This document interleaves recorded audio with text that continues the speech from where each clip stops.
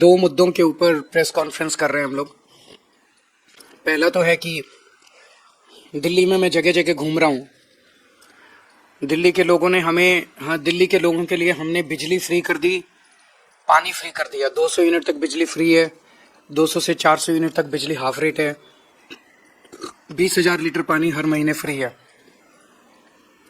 लेकिन दुख की बात है कि दिल्ली में रहने वाले किराएदारों को फ्री बिजली और फ्री पानी का बेनिफिट नहीं मिलता। उसके अलग अलग कारण अलग अलग जगह हो सकते हैं, लेकिन जो भी कारण हो, किराएदार भी दिल्ली के रहने वाले हैं, उनको भी फ्री बिजली और फ्री पानी का बेनिफिट मिलना चाहिए।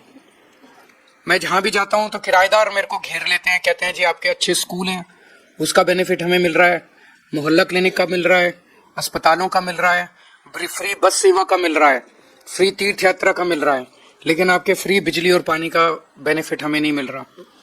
तो मैं आज ये ऐलान करना चाहता हूं कि चुनाव के बाद, हमारी सरकार बनने के बाद, हम ऐसी योजना लेके आएंगे और ऐसा वो बनाएंगे, सिस्टम बनाएंगे जिससे किराएदारों को भी फ्री बिजली और फ्री पानी का बेनिफिट मिलना चालू हो।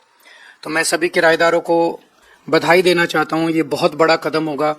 दिल्ली में अधिकतर पूर्वांचल के किराएदार आते हैं, पूर्वांचल से लोग आते हैं जो किराए पे रहते हैं, और बहुत गरीब होते हैं। मैंने देखा एक एक बिल्डिंग में 100 लोग भी रह रहे हैं, और इतनी गरीबी की हालत में और इतने उसमें जब उनको सब्सिडी का और सरकार के बेनिफिट का नहीं मिलता तो उनको बड़ी तकलीफ होती है, फाइनेंशियली उनको बड़ी दिक्कत होती है। तो उन सब लोगों को अब फ्री बिजली व पानी का बेनिफिट मिलना चालू होगा। दूसरा मुद्दा आज है कि आम आदमी पार्टी पर एक फिल्म बनी है। इस फिल्म को आज हमने पत्रकारों को देखनी थी, उनके लिए एक स्पेशल स्क्रीनिंग रखी गई थी इस फिल्म की। आज सुबह ही पुलिस ने वहां पहुंच के उसकी स्क्रीनिंग रुकवा दी और कहा कि ये स्क्रीनिंग नहीं की जा सकती। किसी भी कानून में, ये प्राइवेट स्क्रीनिंग थी, ये कोई पब्लिक स्क्रीनिंग नहीं थी। किसी भी कानून के तहत ये अलाउड नहीं है कि पुलिस इस तरह से कोई फिल्म की स्क्रीनिंग। ये कोई इलेक्शन का कैंपेन नहीं था, वहाँ कोई इलेक्शन का झंडा नहीं था, वहाँ कोई इलेक्शन की स्पीच नहीं थी, वहाँ कोई इलेक्शन के किसी पार्टी के लिए वोट नहीं था, इलेक्शन का प्रचार नहीं था, किसी पार्टी के लिए वोट नहीं मांगा जा रहा था, किसी पार्टी के खिलाफ नहीं बोला जा रहा था। एक प्राइवेट स्क्रीनिंग थी फिल्म की। तो बीजेपी इतनी क्यों डरी हुई है इस फिल्म से?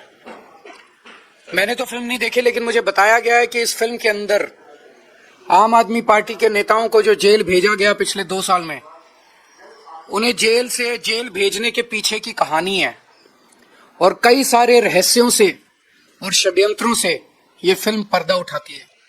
और ये बीजेपी के गैर कानूनी और गैर संवैधानिक तरीके से, जिस तरह से बीजेपी ने आम आदमी पार्टी के नेताओं को जेल भेजा था, उस पर से वो पर्दा उठाती है, और इसीलिए बीजेपी इतनी ज्यादा डरी हुई है।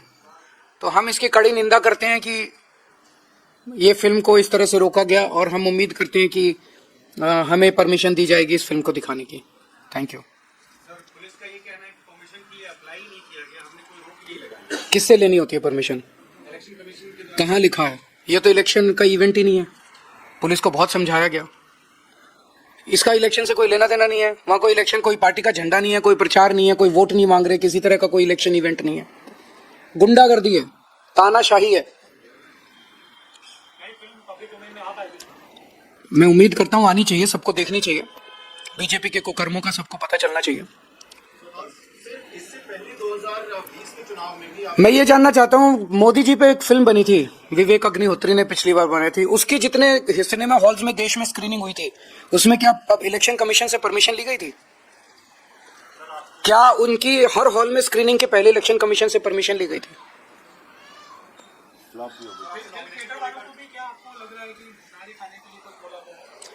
मुझे आइडिया नहीं है। आज तो एक प्राइवेट स्क्रीनिंग थी जिसमें आप सब पत्रकारों को इनवाइट किया गया था केवल दिखाने के लिए।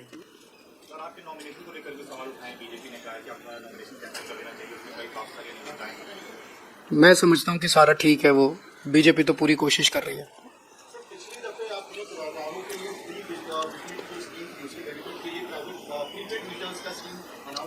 इसका उसमें कुछ अड़चने आई थी, तो वो सारी अड़चने दूर करके इस बार इसको लागू किया जाएगा ताकि उन तक बेनिफिट पहुंच सके। Thank you.